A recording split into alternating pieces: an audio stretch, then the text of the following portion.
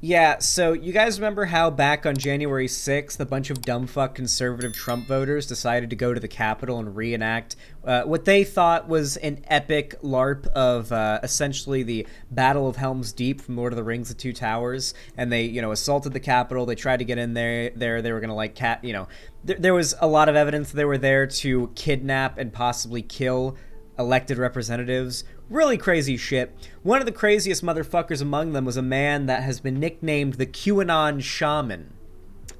The QAnon Shaman, alright? And this guy is just a real character, and apparently now he's been sentenced to 41 months in prison for his role in the January 6th riots. So they're hunting these cunts down. The federal government's getting all these little bastards and putting them away, putting them on no-fly lists. It's pretty goddamn funny. For many, he was the face of the Capitol riot, wearing a fur headdress with horns, God, he really bare-chested, is. his face painted. He was among the first to break into the building and headed for the U.S. Senate chamber, where he sat in the presiding officer's chair that was vacated by Vice President Mike Pence and scribbled this note: "It's only a matter of time. Justice is coming." He then let God, Jesus Christ. These conservative motherfuckers have been trying so fucking hard to, whitewash the January 6th riots, when this motherfucker literally wrote on Mike Pence, literally, oh my God, I wish I knew that. When I was debating Lauren Southern, I brought up that the January 6th rioters had literally brought guillotines of Joe Biden, like fake guillotines, and like a fake puppet of Joe Biden to cut the head off to the riot. And Lawrence was like, that was just their freedom of speech. And then the fucking QAnon Shaman guy literally wrote on Mike Pence's desk, "Justice is coming, prepare yourself," as they're storming the Capitol building and people are fucking dying. a kind of prayer with his bullhorn. Thank you, Heavenly Father, for gracing us with this opportunity. Prosecutors asked for the maximum sentence God. under federal guidelines, just over 4 years, saying he egged on other rioters and posted vitriolic messages on social media in the months before January 6th. He's done that, yeah. His lawyer said God. he suffers from a serious Wait, what? personality disorder that can cause eccentric behavior and that he needs mental health treatment. So basically, the lawyer's going with the insanity plea. The lawyer's going, okay, Your Honor, help a brother out here. Have you seen my client? Look at me, okay? My client's fucking crazy. The guy dressed up as a fucking shaman to invade the Capitol, okay? This guy's fucking insane. Please, help me out. That was basically his lawyer's defense in court. Chansley himself addressed the judge for more than half an hour, admitting he was wrong, but saying he is not a dangerous criminal. "I am not a violent man or a white supremacist. I am truly repentant," he said. But federal judge Royce Lambert said, I love how these people just fucking fall apart when the pressure is on them. They act really big and tough when there's no, stakes or anything like that, but the second there's pressure on them, they fucking crumble and fall apart. "What you did was horrific, obstructing the functioning of the government. You made yourself the epitome of the riot." The sentence, 41 months, the low end of the guideline range. Chansley has been in jail since he was arrested in January. With credit for that time already served, he now faces 2.5 years in prison.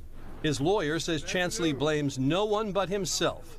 For having put himself in this position, he is absolutely embracing being held accountable for that. He's trying to get out for good punishments behavior. So far in the Capitol riot cases. It's the same as the sentence imposed last week on a New Jersey man who shoved a Washington, D.C. police officer and punched the officer's face shield. Of the 132 guilty pleas so far, just 16 have been in felony cases. Jacob Chansley is the fourth of them to be sentenced. The others received sentences of 14 months and 8 months. Tom? God, I can't believe that conservatives are can you believe, I want you to think for a second. These motherfuckers armed themselves and marched on the fucking United States Capitol and broke in.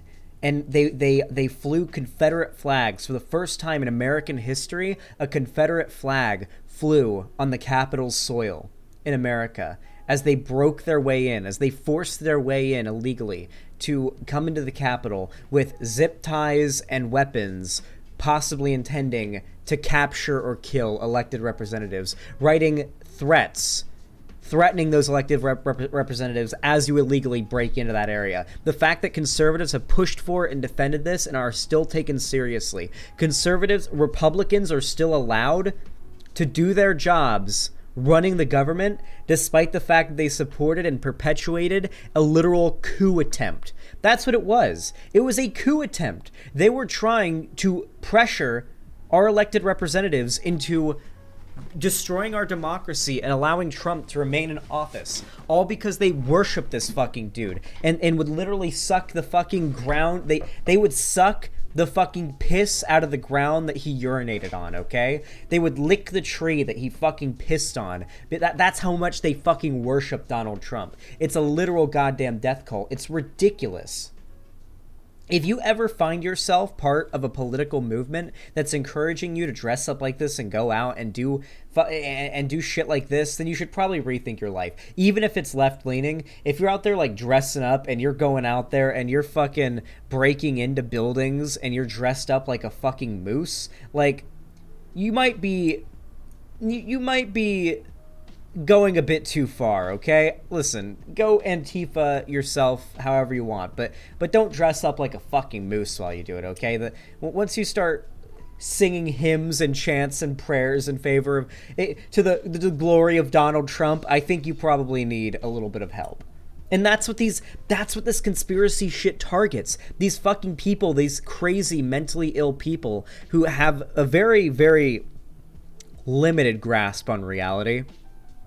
These are the people that this conservative propaganda is reaching out to, that are being convinced by it, that are being brought over by it. These are the people that are eating it all up. These mentally unwell, very easy to waver their grip on personality type people. Oh, here's a video from CNN. This is before the case had even been done. This is a video of the QAnon Shaman that is angry at the judge. Tonight, new video has been released in the case against the so-called QAnon Shaman as he faces charges for his role in the Capitol insurrection. CNN's Brian Todd is covering all the angles for us. Brian, tell us more about these videos and why they were made public. They were made public, Wolf, because the judge is frankly fed up. Tonight, one of the most visible rioters on January 6th seems to have gotten squarely on the bad side of the judge in his case. We won the day. Tonight, Jacob Chansley, the so-called QAnon shaman who wore a headdress and face paint and carried a spear inside the Capitol, has been called out by U.S. District Judge Royce Lamberth. The court today releasing two videos, which the judge believes back his assertion in court papers that Chansley, quote, blatantly lied during an interview with 60 Minutes Plus. This is what Judge Lamberth believes was a lie. I love this, dude.